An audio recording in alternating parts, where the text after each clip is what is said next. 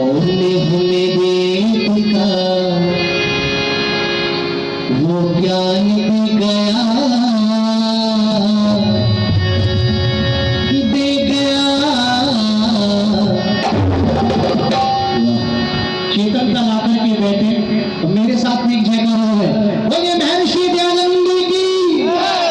और मेरे साथ में इस गीत को आपने गाना भी, बड़े सरल शब्द हैं, सरल धुन है और आपकी ही धुन है। कौन हमें वेद का ये ज्ञान दे गया, कौन हमें वेद का ये ज्ञान दे गया, देव दयानंद दे गया, देव दयानंद दे गया। तालियां बजा करके इस गीत के साथ में आनंद के साथ में जुड़े। जिस तरह आपने देखा होगा जब कोई हलवाई भोजन बनाता है तो उसको स्वादिष्ट बनाने के लिए क्या करता है मेरी माताओं, मसाले डालता है, झोंक लगाया करता है। तो इस गीत में भी अगर आनंद भरना चाहते हो तो प्रत्येक व्यक्तियों की तालियां बजनी चाहिए, ढोलक के साथ मिलकर के बजाओ। ये बात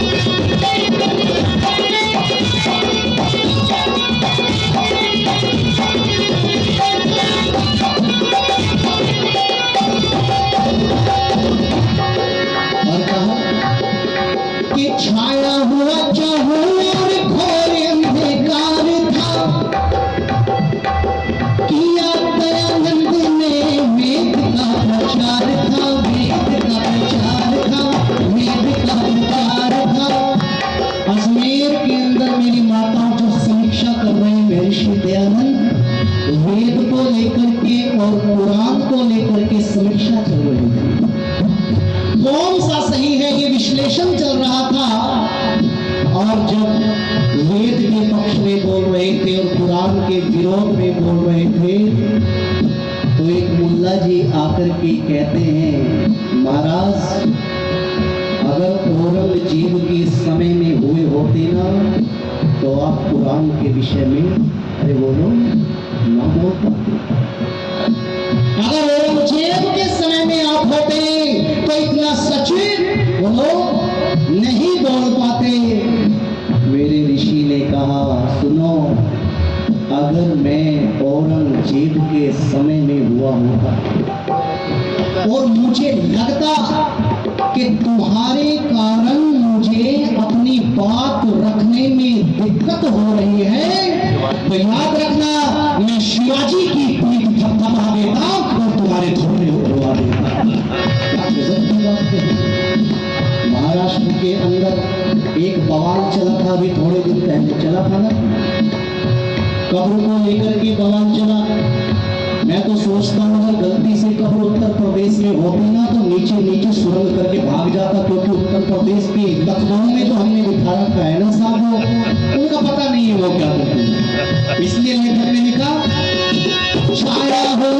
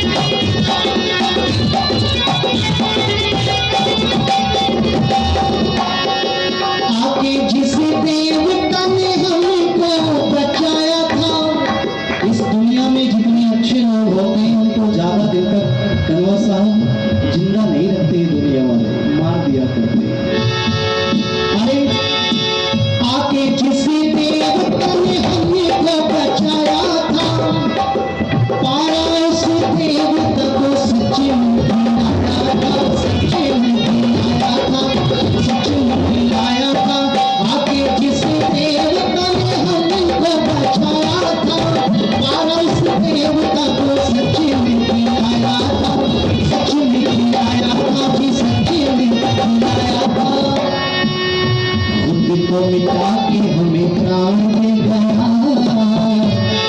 गया